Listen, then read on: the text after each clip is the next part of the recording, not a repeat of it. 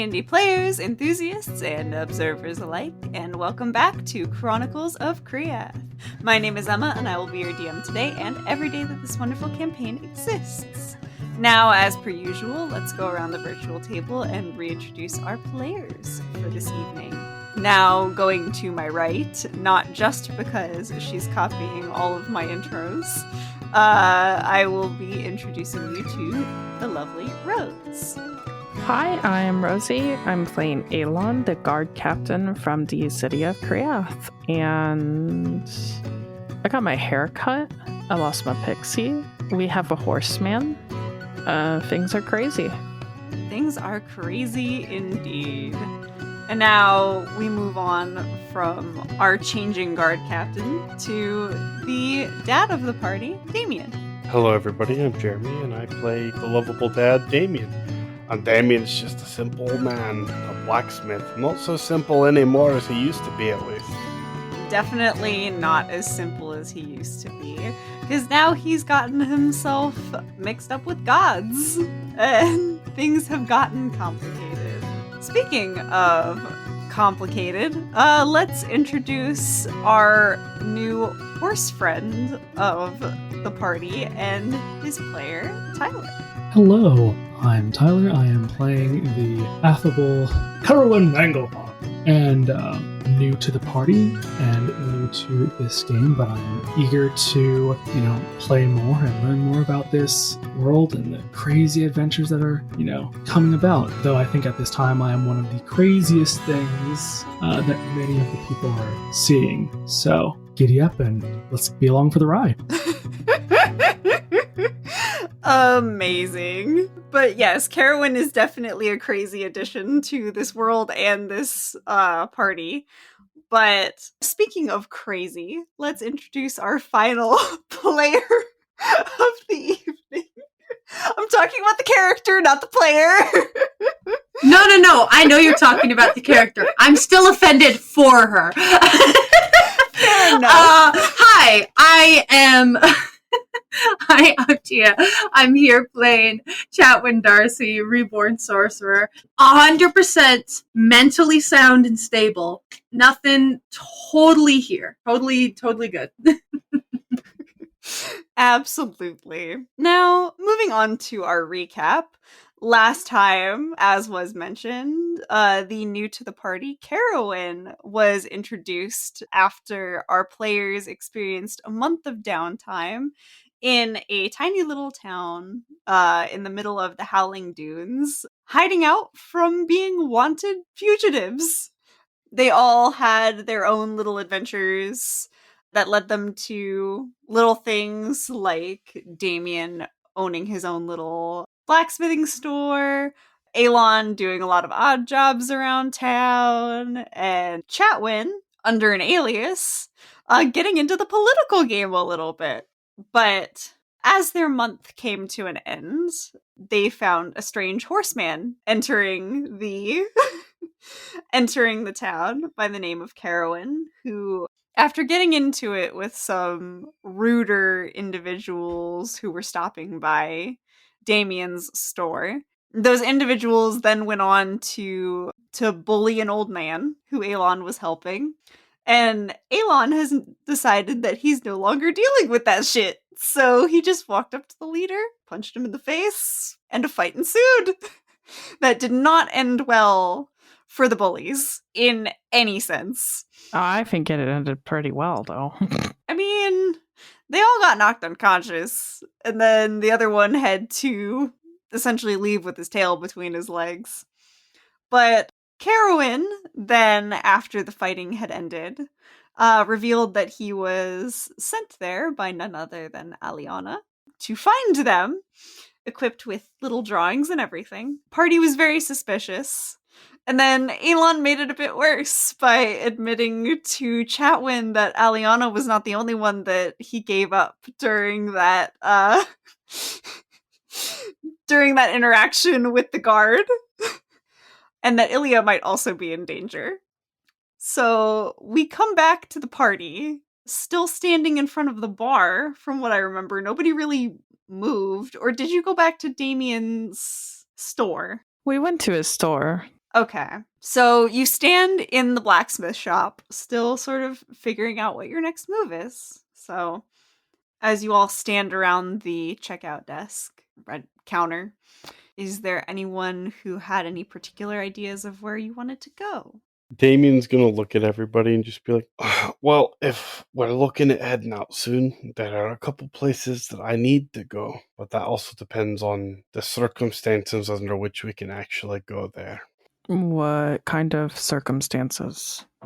You know how I've been acting a wee bit different? The magic? A little bit easier to get angry and a lot easier in a fight. Okay. So back whenever we all almost died, I did the Thailthu thing and reached out hoping a god would help me, and one did. But I was also requested to go to Rubo's home to converse with him. I would also like to try and find out where Rubo was taken to. No, yeah, I think that's absolutely something we should get done. Just getting Rubo back or making sure he's okay is definitely should be at the top of our list, you know? I agree. My only other concern is can't just drag my family with us wherever we go. It's something if it's easier to just maybe disguise just myself or to make sure just myself isn't seen because they're looking for my family. But it's a lot harder to keep track of them and then myself and then also you two. I just don't know where we could leave them safely. Well, so I sent a request to my son to ask about possibly being able to get them a place to stay. I have not gotten a response back yet. Okay, so they're just going to stay with us until then? I mean, what about your daughter, Damien? Doesn't she have her own ship? She travels a lot, yeah. I don't know if she has her own ship. I don't remember her telling me that. The ship that I was on before I met all of you was one that she recommended to me. We could send them to Kriath, but they'll be in lower quarters, basically what you would kind of call the slums. But I mean, no one will really out them. Right, if it means less people will pay attention to them. I can send a letter and see what I can do. Okay, so we have Damien's son, we have a small place in Kriath, and I have a list of people that were my grandfather's allies that I know cannot be trusted, and the others on that list I'm still unsure about, but I know at least they didn't immediately betray us. So just mentioning the ship did get me thinking. Me and my family, obviously, we all lived on an island. They're the same as me. We all know sailing. We all know how to sail. We all know how to pull our weight around vessels of the sea. So I did have a thought that maybe we could just stick them on a ship somewhere, and they can provide for themselves easily. And if they're on a ship, they can just sort of sail around the waters and just not stay in one place, and just sort of be on the low. And there's not as many law officials patrolling the sea as there's the land, I would say. You could send them to the Sparkling Grove for a vacation. Bunch of people did get eaten alive there. I mean, we did clear it. That's true. Or, well, y'all cleared it.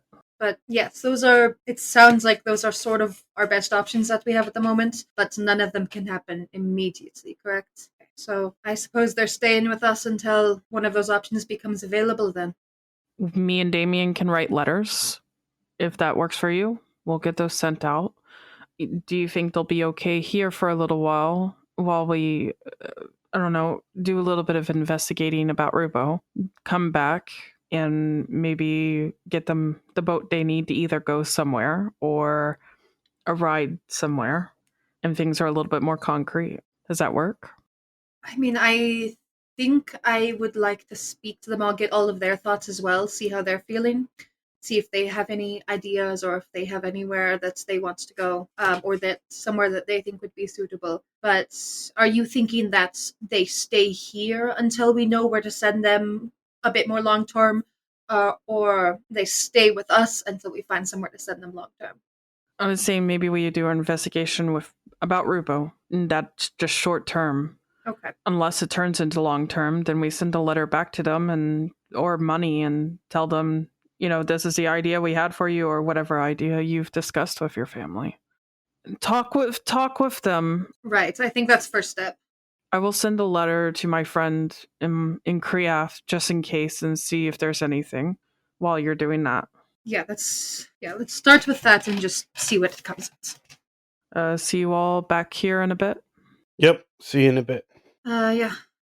All right. So everyone's splitting up. Chatwin, obviously, you're going home. So we'll cut away from that for a moment. Is anyone else doing anything pressing? Damon's gonna finish fixing up those knives. Alrighty. Go ahead and roll me a quick crafting check, sir.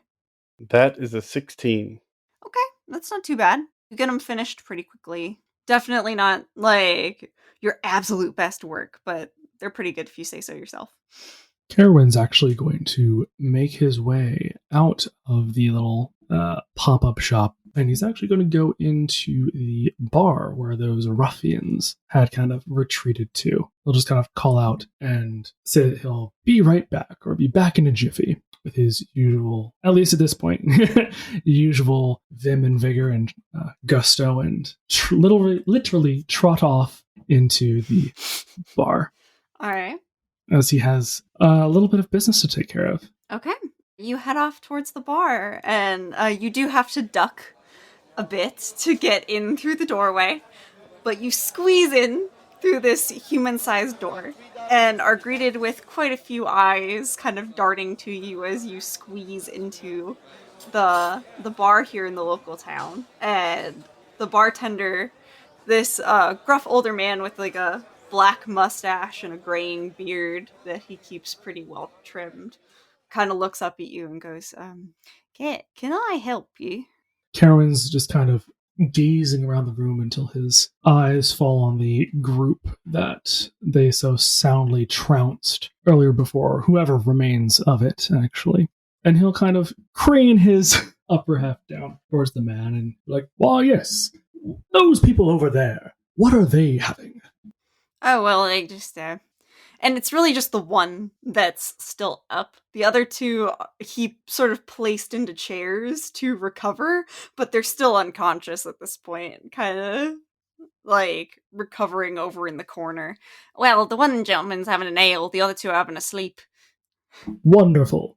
Can I get 2 of those, please? And he will place, I guess, he's not too familiar, I think, with how currency works exactly. So in this case, he's going to kind of possibly overpay a smidge. He's going to give 1 gold and just be like, and keep the change. Yeah, the bartender, like, he would have opened his mouth as you put the gold coin down, but at the moment you say keep the change, he kind of just, like, his eyebrows raise and he kind of shrugs, takes the gold. He's like, thank you kindly. Puts down 2 big mugs, fills them with ale, and pushes them towards you. There you go. Enjoy. Karen will nod and snort a little bit and kind of pick up the mugs and try and shimmy his way over to the the lone-ish rogue that remains, maybe bumping a few tables with his lower half here and there, trying to avoid bumping one. It kind of lightly nudges a few of the patrons a little bit more into some of their chairs or stools, kind of apologizing, until he makes his way over to the table with our friendly neighborhood folk, where he will kind of plop one of the mugs of ale down in front of the person, and he'll kind of he'll move over to the other side, and he'll remain standing because it's not really enough space for him to really sit and figure out how that's going to work exactly. And he'll put the other one down there and just kind of beam at this other person, just all smiles. As you sort of place that ale down, you were not sneaky at all. He knew you were coming. I'm essentially picturing the very definition of bull in a china shop, only it becomes centaur in a tavern. Just like bumping tables and chairs and people. all throughout a bunch of like, "Oi, watch it!" and like people getting drinks spilled on them and staring daggers at you. Like you've got a pretty unhappy crowd following you as you plop yourself down in front of this roguish fellow that you just beat the shit out of, essentially, with some friends. And he's gonna kind of look up at you and just be like, "I thought this was taken care of outside." Carowin will still smile and he'll say, "Oh yes, your issue with those people, that's been well resolved. However, we have a different matter to deal with. That bauble there on your..." And he'll kind of point to whatever the rogue is wearing, whether it be like a little cloak or lapel of some point. On my tunic. "Yes, that. Where did you get that? I'm awfully curious." Well, I happen to be good at playing cards. Won it in a game. Dude didn't have any money left. Taking all that too. Oh yes, that's right. You were telling me that you are very fond of games. I have one that we can play. If I win, I get that. If you win, you get something on my person that you might be eyeing. And he kind of looks you up and down. That bow looks pretty fancy. He'll take his bow out of his little haversack kind of thing on his back, and he'll place it, gently on the table in front of him. What's the game?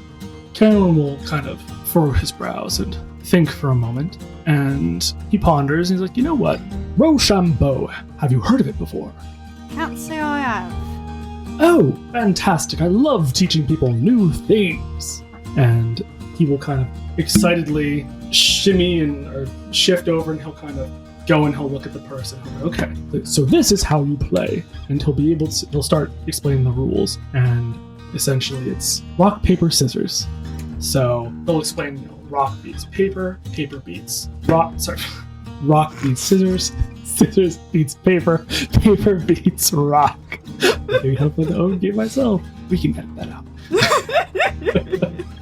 No, we won't.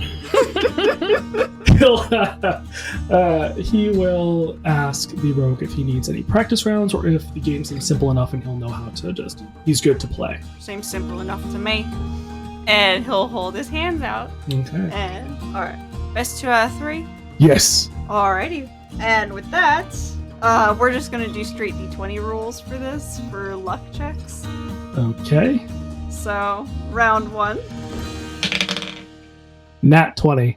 Oh, damn! And he got a 17, too! And you see him confidently, as you do the rock, paper, scissors, shoot, he very confidently puts out scissors, and you very confidently hold out rock right at the same time. And he kind of just, like, frowns. Okay, beginner's luck. Let's go again. 3. 11. Oof. And this time you decide to go with the tried and true, and he beats you with paper. Tiebreaker round. Whew, that's an 18 for him. 7. Ooh.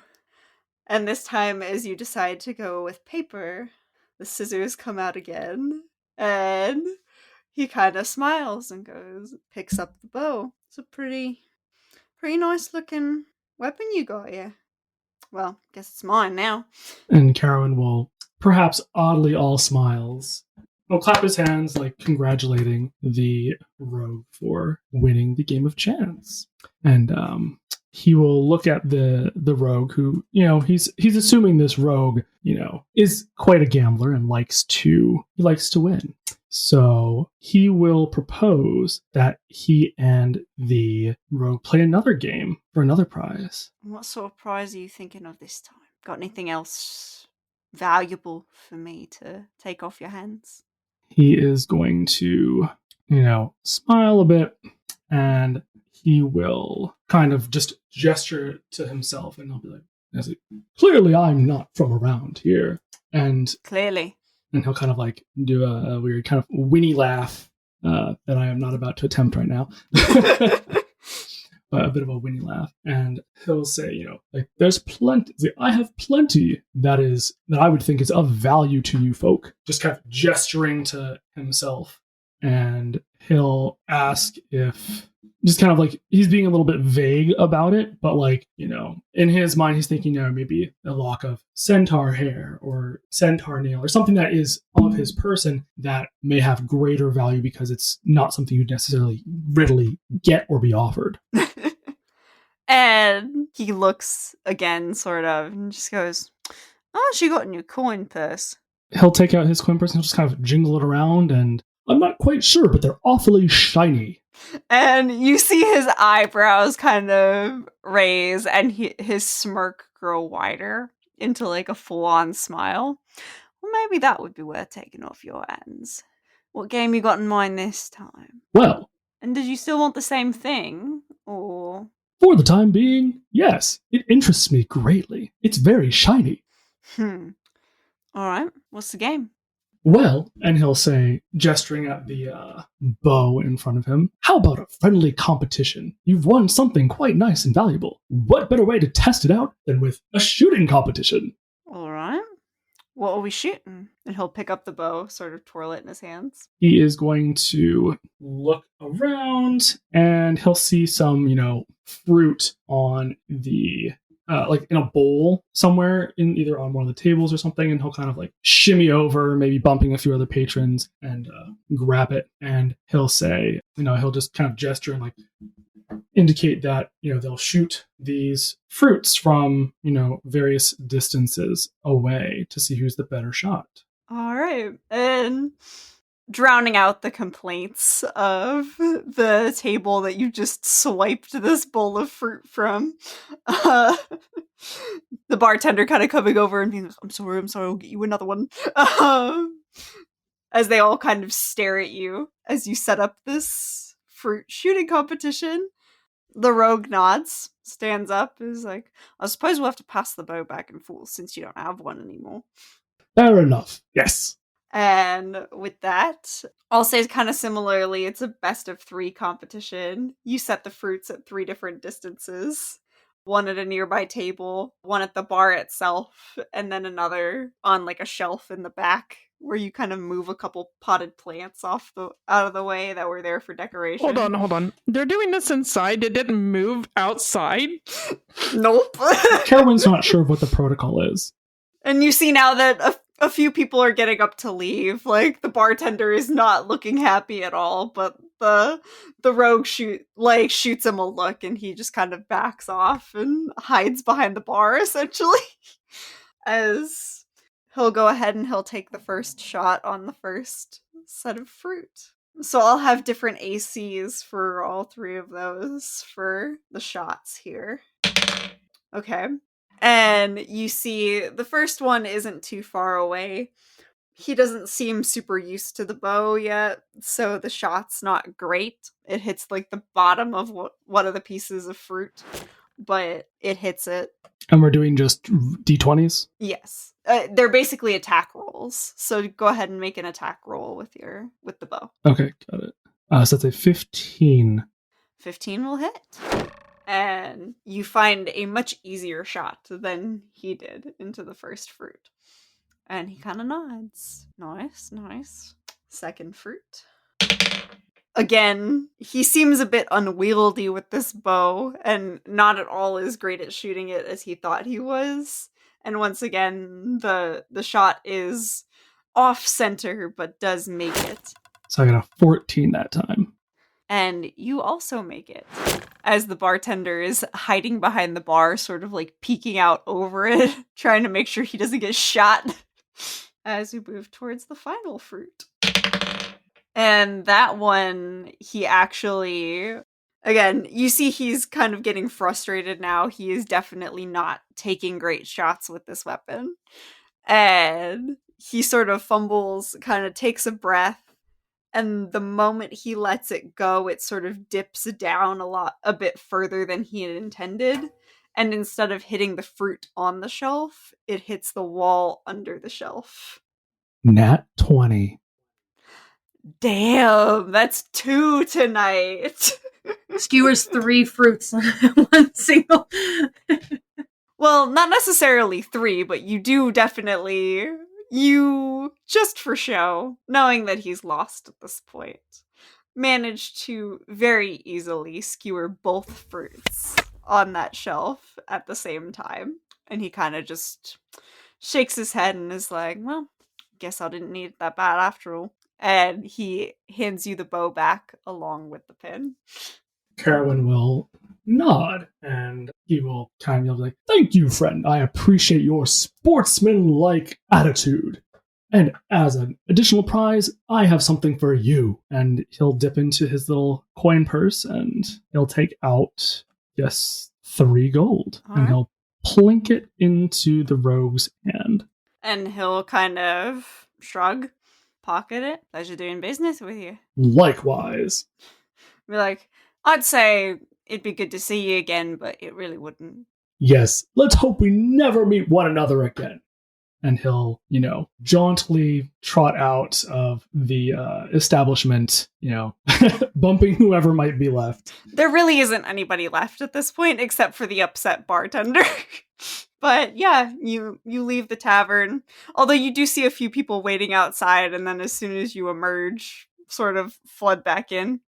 And as Carowin descends upon the streets once more, a new pin in his possession, let's move to Chatwin first, and then we'll see what Damien's up to. So Chatwin, I take it you're heading home? Yeah. I'm just going straight back. I'm taking my groceries with me that I never dropped off. Alrighty. And you open the door and you see, as usual, like the house is full of people since most of your family's been sort of hiding out the whole time. But it's buzzing. It's midday. Yeah, I just open the door, close it behind me. Okay, I think I got everything that was requested. Yeah. Okay, I just go and set it on the table. Dad, could you just take a look, make sure everything's there? I can run out again if need to. Of course, I'm sure, darling, you've gotten the grocery list right the past 4 times. Right, I don't think it's changed too much. And he starts unpacking things. Right. And Is everyone else here? I do need to speak with everybody about just moving forward. And your grandfather, who's kind of been reading in the little sitting area that you guys have set up, kind of looks up from his book, puts it down, and just goes, well, I suppose we could gather everyone. And he sort of picks himself up and goes and gathers the rest of the kids and everybody. And soon the Darcy family is packed into the kitchen. Yeah, I just kind of boost myself up and just fully sit on the table. Okay, so we can't, unfortunately, stay here forever, which I doubt all of you want to stay here forever. The question is just where you are all going from here. If I hadn't made it clear, I unfortunately will not be staying with you all right now, at least. There's still things to be taken care of, and since the main target of Thane's wrath seems to be placed upon my head because of just encounters in the past, I believe you would probably also just be safer if I made my presence known elsewhere to draw attention away. So the question is just, where can you all stay in a more long-term scenario until Thane is taken down and the Androsiel is restored? That's sort of the question we're grappling with right now. The options that we have in front of us are, I've come up with 3 ideas so far. Damien suggested that if his son is willing and capable, that you all go find housing in his area and sort of stay near him, and we can have communication that way. I'll be honest, I don't recall where exactly it is, where Damien's son is currently living, but that's an option. Another option is maybe not going to be any of your favorites, and that is going to Kriath. Now, I'm sure that you can all adjust, because obviously none of you will be living in a home quite like what we are used to on the Isle. The only person they would probably like there is you, grandfather, and you, mother. The rest of us, probably not. So, but that's another option. Last option is maybe we just find a ship that we can purchase, and you all just sort of live on a ship, traveling the ocean for a while, not staying in one place. staying as low profile as possible and just sort of live out your days out on the water until it's safe to come back to the land. That's basically what we've come up with so far. If any of you have any further ideas, have any further thoughts, anything to add on. And everyone sort of takes a pause, sort of processing what you had said, thinking about it, looking back and forth between each other. And finally, your mother kind of looks at you and just goes, Chatwin, we've talked about options, and we do have a few in mind. Okay. As well. The ship does not sound like an awful idea. That would be doable for us. Your grandfather also has allies in the south that I've met, are good, would be able to house us for a time and keep us protected. Mm-hmm. We weren't sure what you were planning with your friends, but we had planned once things died down, we could move without causing too much fuss. That may be the direction we head. Right, of course. If I'm being completely honest with you all, mainly what I'm looking at are options that are just safety and security above everything. I know there are some options out there that means you wouldn't be living comfortably or anything like that for a while, but if it means nobody's going to give you all a second look, or Thane's not even going to think to look there, so that's sort of the direction I'm going in. I did, when we first got here, as you all know, I contacted some of grandfather's allies, so we do have the ones on the list that we know betrayed us immediately. So we do still have options from that list, like you said, of grandfather's allies that are more likely to be trusted.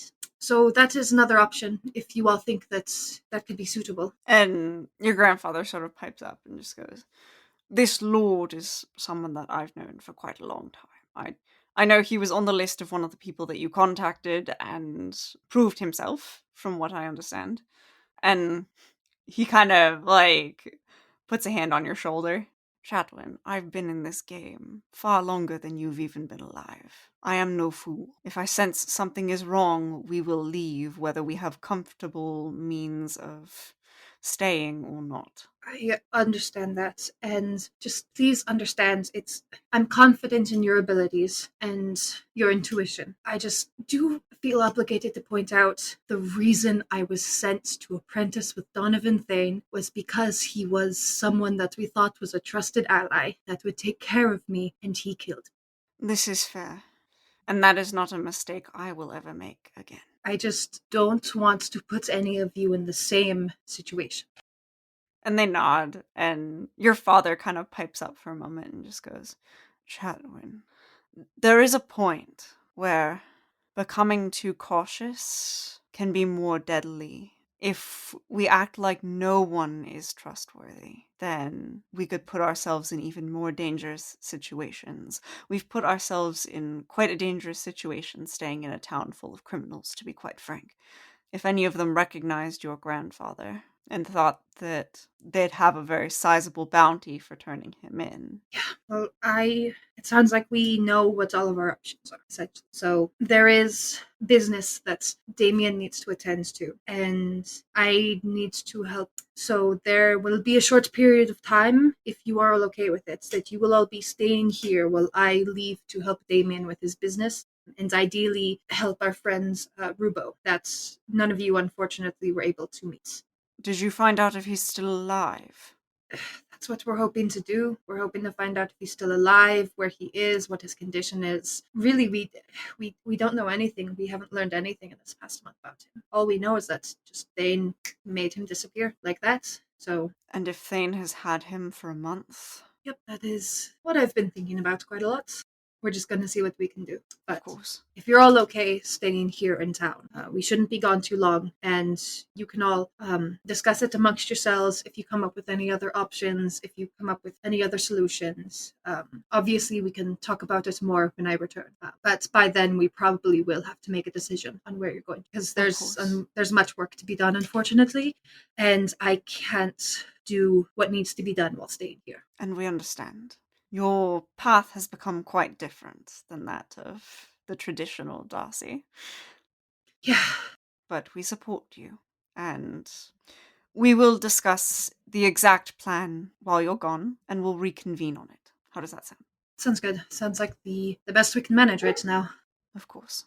Now, if your friend's son was going to be more of an option, I would say find out where he is first, so that we know where we would be going in that case. Right. Of course, that would probably be a good idea. So that we can make an informed decision. Yes. I will gather all information possible for every single avenue that we may explore and present it all to you, compiled, once we are returning from our trip, and you can all make an informed decision from there. Okay. Of course. Now, it sounds like your mother is going to make a fantastic dinner. Let me tell you about this thing I've been reading. And he goes, and as your grandfather stands up and goes to get the book that he had set down when you called the family meeting, we will cut over to Damien.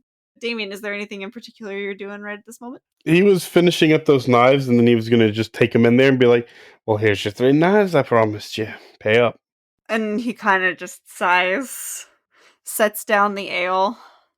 How much was it again? 3 silver. He takes out the 3 silver. Yep. Damien will take it, nod, and head on out. Alrighty. And as everyone sort of heads out, where are you all reconvening? They were going to meet back at my shop that I knew of. Yeah. Yeah, that's where I'm going. Alright. Emma.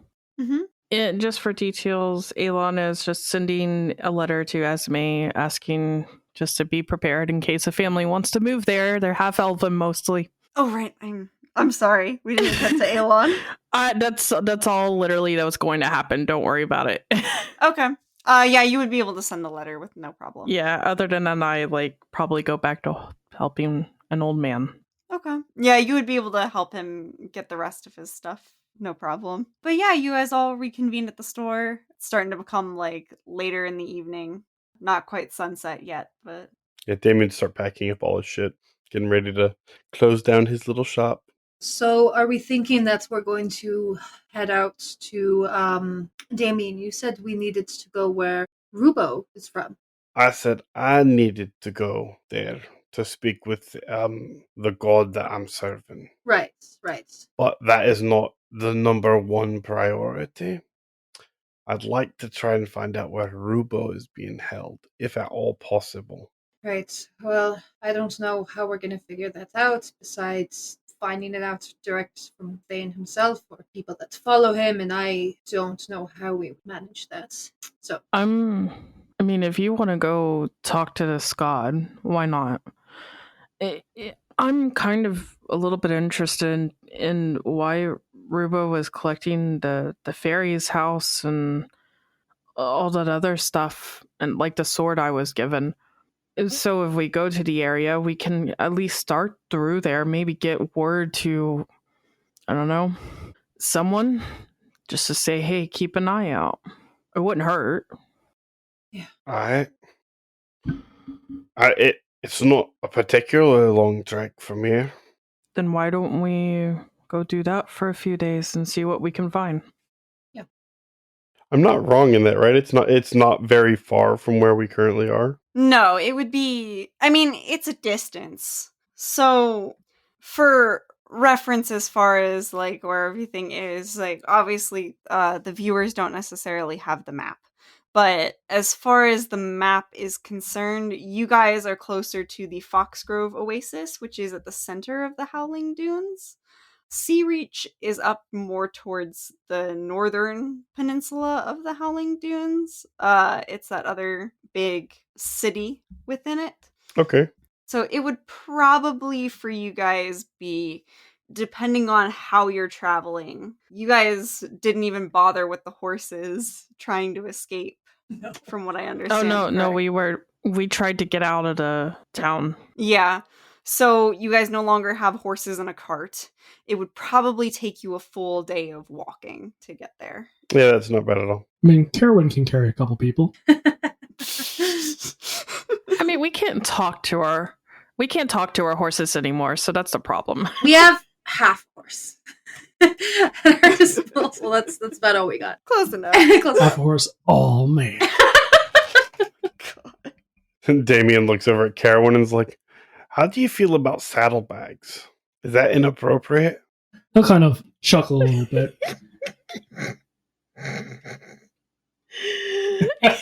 Sorry. it's a fashion choice, that's for sure. It's just like a backpack, really, for him. You know? Tyler's face in that moment, just I don't know how to react to this request. it's just a backpack, you know? Mm-hmm. Well, he'll kind of gesture to the pack that he's already wearing. He's like, I have plenty of room. Where are we going, by the way? Oh, shit. You don't know. I just got here. I just returned, and you all were huddled together like a little scrabbling of people, and I'm curious as to what's happening. So currently we're planning, we need to head northeast a bit. Go to a place one of our friends was from, Rubo. I'm kind of going to talk to a god. Maybe he'll be able to help me figure out how to get Rubo out where he's at. Ooh. And he said he needed to talk to me, rather importantly. But I asked about the saddlebag thing. Partially as a joke, but I mean, if you're fine with it, I could definitely have somebody carry some smithing gear around. Well, I'm here to help, friend, and I'd be more than happy to make use of my ample gestures to his horse half self. You're adequate rear. Yes. Sure, Damien. All right. Well, I have one more important question then. When do we want to leave? In the morning? Yeah, tomorrow morning. Why not? Yeah, I'll finish packing up. I'm a little shotty shop, so it's not much of a problem. And I was speaking to my family. They need a few days to discuss and figure out what they want to do, where they want to go. Anyways, so. That's good. I'm ready to leave whenever you are. I travel light. If that's the case, then I'm going to skip dinner. I'll be back in a bit. And Aelon's going to get up and leave. All right. And the four of you are left to your devices. Or the three of you, sorry. Carowin's going to help Damien, pack up some things while he's waiting, I guess. Yeah, Damien's going to pack up and then kind of like lay out a little bedroll in like the back of the shop that he has. And he's just like, I'm going to rest here, pack up the rest in the morning. You're welcome to stay. Carowin's going to turn to Chatwin and just kind of inquire as to what her plans are. If she'll be staying with them or if she'll be going back to her family or what have you. I think I'm just going to, let's see. I think I've just about burned all my bridges here. I was just going to leave my fling without a word, but should I do a proper hey, I'm leaving you forever, or should I think I'll just leave without a word. Who cares? Yeah, I think I've pretty much tied up all my loose ends here. I'll go and stay with my family. Hey, so Damien, just a quick question. Which god was it again that we're going to speak to? Jeremy got up to get a drink, but it's Odirian. Owen just kind of thinks for a second and just is staring off into space and then goes, I feel like Odirian and I feel like the gods are kind of bullshit assholes because they're gods and they can talk to you whenever, so why the fuck are we schlepping all across the Howling Dunes to go speak to this one asshole in a different place when he could speak to us here? I don't know. Strike me with lightning if you want, motherfucker. I'm tired. I just walk out. I'm gonna go home. With that, he's going to turn to Damien, who I guess is resting, like, I like her. I want to speak to her more. She sounds like a delight. And he's going to trot off after her and just be like, that's the spirit. Yes. I love the enthusiasm. Echoing from down the street. Why are you following me? You're up here. You need to be down here. Echoing down the street, just quiet bickering. Mostly coming from Chatwin. All coming from Chatwin. He'll be trying to appease whatever her complaints are. You're trotting too loudly, so he'll try and trot a little bit more quietly. You're trotting too slowly, he'll try and speed up a little bit. You're too high up, he'll try and crouch down despite maybe the discomfort. So you'll just see this horseman kind of doing these strange kind of acrobatics in the street, to this I would say that perhaps substantially shorter by comparison person who just seems to be turning around, yelling and complaining all the way just down. Just being an asshole. General asshole behavior as we go back to my house. Is this what marriage is like? I think this is what marriage is like. Oh no! Alternate plane hubby coming out of nowhere, the horse of your dreams. Oh god. So I got an important question, just really quick. When you spoon, is it the horse half you spoon with, or is it the man's part you spoon with? Why is this even a conversation we're having? It's that meme, isn't it? It needs to be had, Emma. I don't know, Elon. Gonna have to, get a little closer to Carowin. Find out for yourself, I guess. Okay, yeah, we're yeah, okay.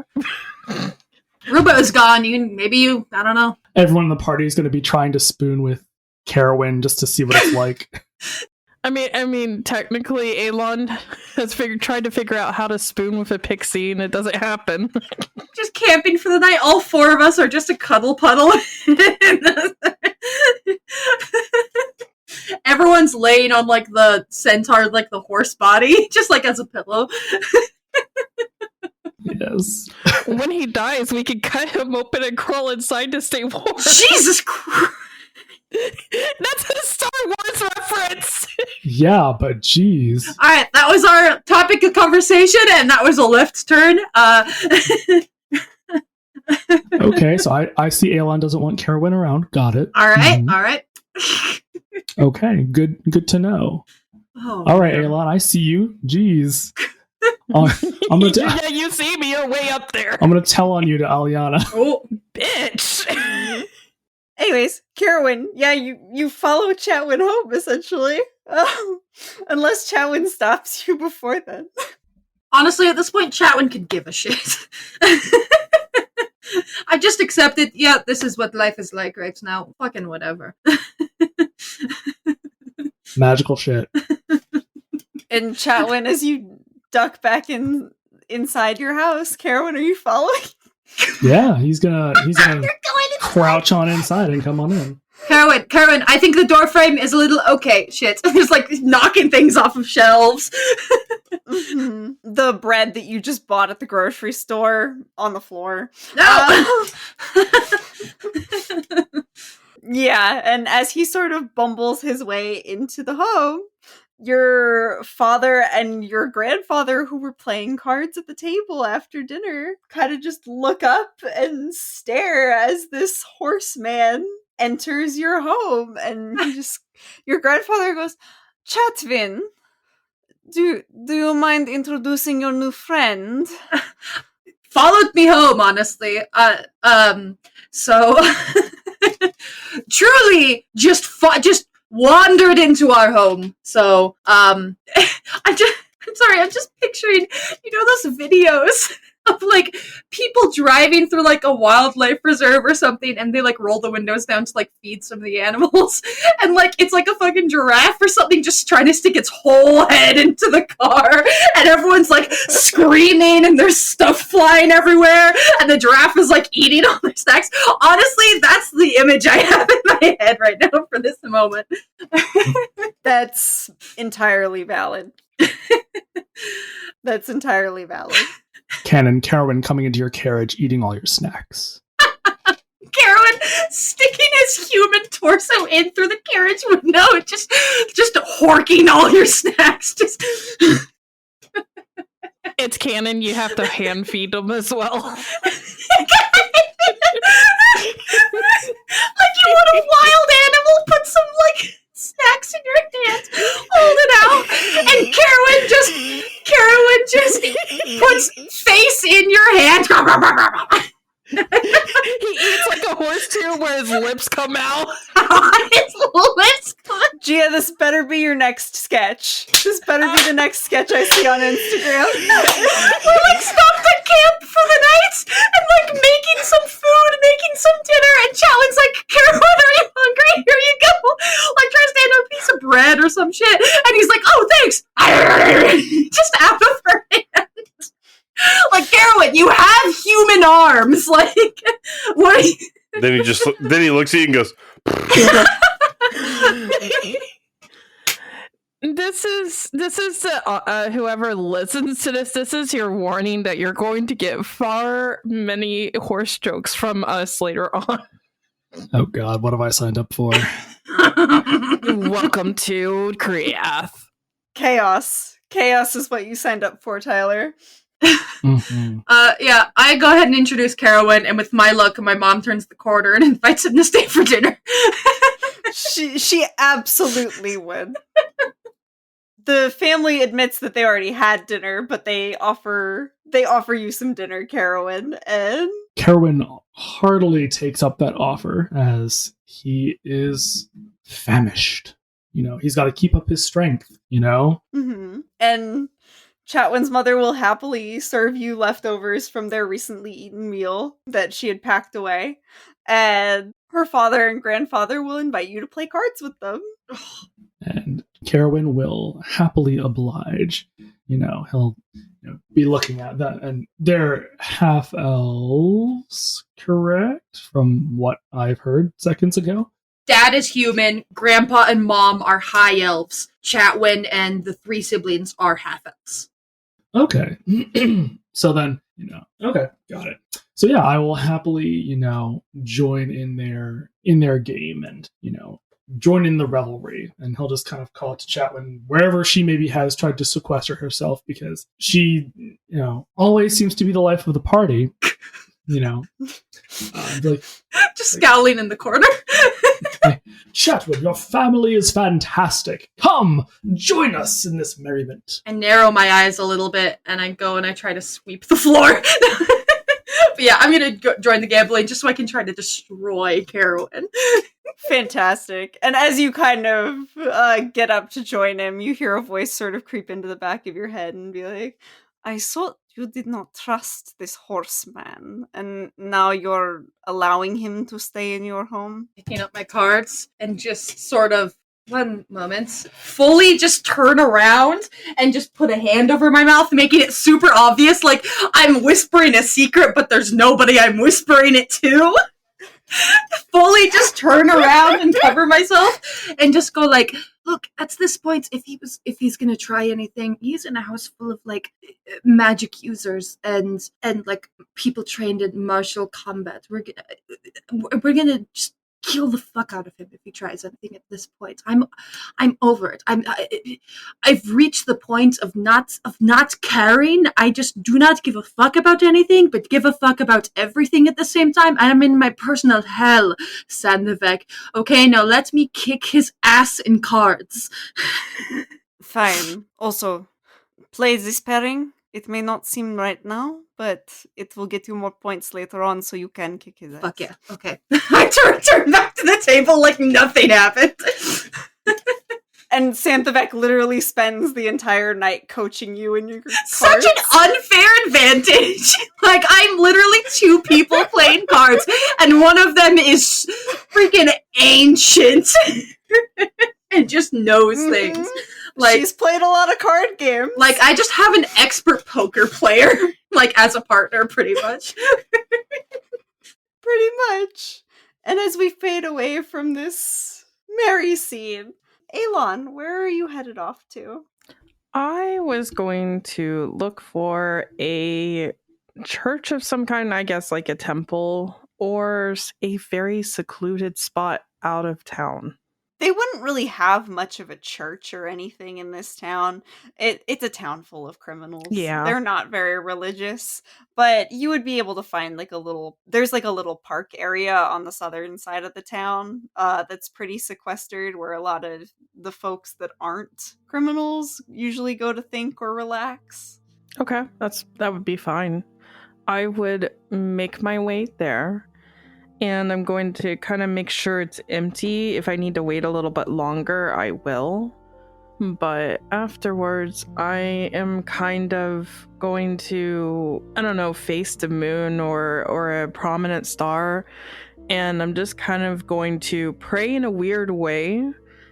Like, not on my hands and knees or anything, but I'm just going to be like sitting there and just like close my eyes and reach out and just like, Faithrin, I really, really need to talk.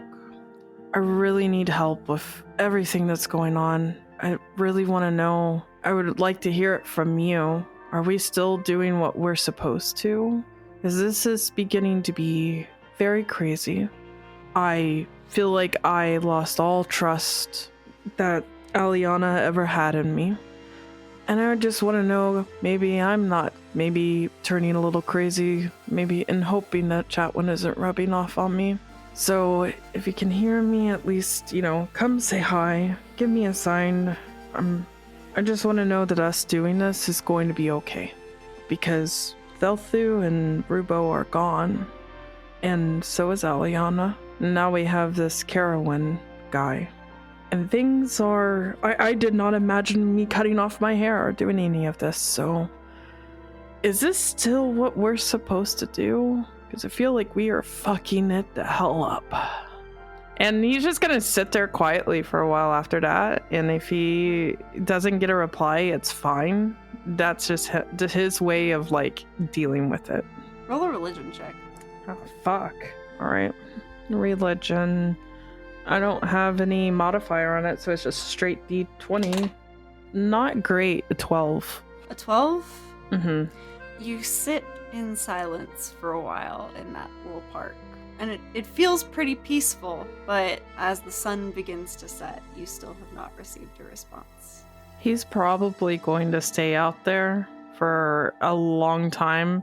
I mean, I would say that even after the sun has set and stuff, that he's like, oh, I'm not going to get a response. He just still sits out there until late at night. Then he's going to get up and leave. All right. And as the darkness of night takes over and we find everyone, Elon heading back to wherever he plans to spend the night, Damien finishing up the final touches of packing up his shop. Is there anything else you needed to do, Damien, or was that all you were going to do for your night? No, Damien was going to pack up, and then he was going to put a bedroll down in the back of his shop and sleep to finish packing in the morning, All bright and early. Perfect. And then as Chatwin and Carowin get to know each other over a game of cards, with Chatwin's entire family present, I believe that's where we're going to end it for this evening, ladies and gentlemen. Thank you all so much for listening. If you enjoyed, please be sure to follow us on social media. We are Chronicles of Kriath Pod on Facebook, Instagram, Twitter, and TikTok. All one word, all lowercase. We appreciate you listening so much, and we will see you next time. Bye! Bye-bye! Bye.